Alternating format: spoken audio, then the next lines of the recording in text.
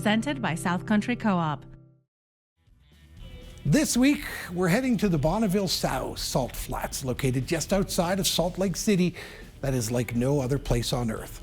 I gassed my car up early in the morning at the 24/7 Co-op gas station on Maple Avenue and drove south to Utah and beyond. The Bonneville Salt Flats are a 30,000-acre expanse of hard white salt crust on the western edge of the Great Salt Lake Basin in Utah. A salt crust ranging from around 10 centimeters to 1.5 meters thick forms a perfectly flat, uniform, blindingly white crust as far as the eye could see. And I should show it to you. Here's the view on the other side of the sign welcoming you to the area. Although various speed records have been broken at the Salt Flats, this is not where you drive your car onto it.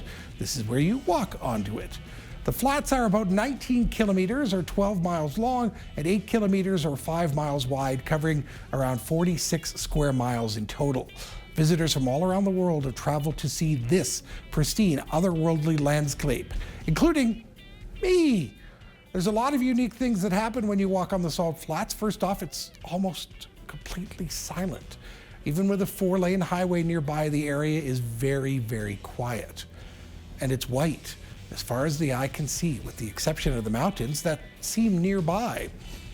But they're not nearby, by the way. The flatness of the earth and the colors of the mountains versus the salt make them seem closer than they actually are.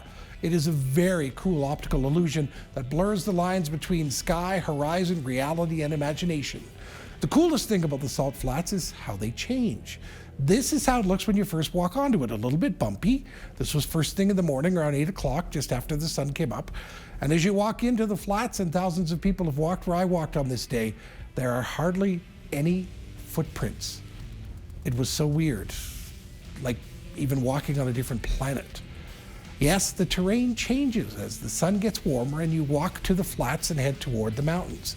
It goes from bumpy to even flatter and smoother and divides into these little partitions. The flats overall area has contracted significantly over the past several decades. The cause or causes of this remains unclear, but many believe adjacent evaporating potash mining is the primary factor. The main reason to go out onto the flats is to just take pictures and to walk around. There's little to see, and so the only restrooms are in the parking area when you arrive. Once you get out there, what you see is all there is. Salt flats and mountains. But what a view. These pictures I took are incredible, especially this last one. Oh, we're a picture behind or ahead. So especially this last picture, the picture is already hanging on my wall. It gives you an exact look at how the terrain changes as you walk onto the flats. Gorgeous, just gorgeous.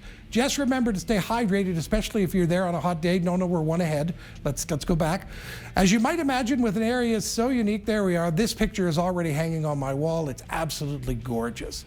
Now, as we move ahead, you might imagine with an area so unique looking, several movies and television shows have been filmed here, including portions of Walking with Dinosaurs, Knight Rider, and the 1996 action classic Independence Day and its sequel. Yes, Randy Quaid and Will Smith have performed right here where I'm standing. Now, aside from the beautiful views, the Salt Flats are an international hub for car racing. Several speed records have been set at the flats, including the one-time land speed rocket record of 630 miles an hour. That's 1,014 kilometers, established back in 1970. That stood until 1983. But they couldn't be doing all the racing right here, could they? It was then when I remembered the sign, this very sign that welcomes you to the Salt Flats, specifically reads, Utah's famed measured mile is located approximately 7 miles beyond this marker. So I knew I'd have more driving to do to see the historic part of Bonneville Speed Flats. So if you drive to and through the nearby town of Wendover and follow the signs to the Bonneville Speedway, you eventually come upon this sign. And all areas near this sign lead down to the drive on the Salt Flats. Utah's Bonneville Salt Flats are home to 3 annual speed events where racers can go in whatever speed device meets their fancy. So I drove out into the Salt Flats.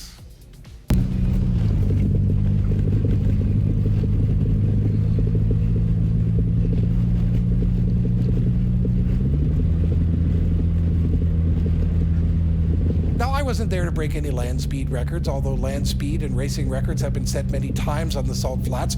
The record for wheel-driven vehicles is 449 miles an hour, or 722 kilometers, set there back in 2018. Motorcar racing has taken place since 1914, and all the racing takes place at a part of the Bonneville Flats known right here as the Bonneville Speedway. Yes, I did 80 to 88 kilometers when I was there, and the question as to how fast can you go is as fast as your vehicle can take you. There's no speed limit, and excess of 100 miles per hour is usually what most people did. Yes, I said I did 88, but I got up to 140 kilometers an hour. I was driving almost that fast on the interstate, but you can drive as fast as you want. And if I had the courage, I could have done up to 200 kilometers an hour or more. But the Bonneville Salt Flats is spectacular to look at, to drive on, and the different terrain is wondrous to see. As you can see here, the terrain is absolutely flat on the speedway. In the end, it is otherworldly, and I am so glad I went and look forward to going back. Coming up on the next all-new episode of Traveling with Dan, I will tell you what the connection is between this concert stage, set up in Pittsburgh in 2011, and this stage, set up in Salt Lake City in 2024. In the end, it's all pretty cool, and it all adds up to a place that you too can visit. Traveling with Dan is presented by South Country Co-op.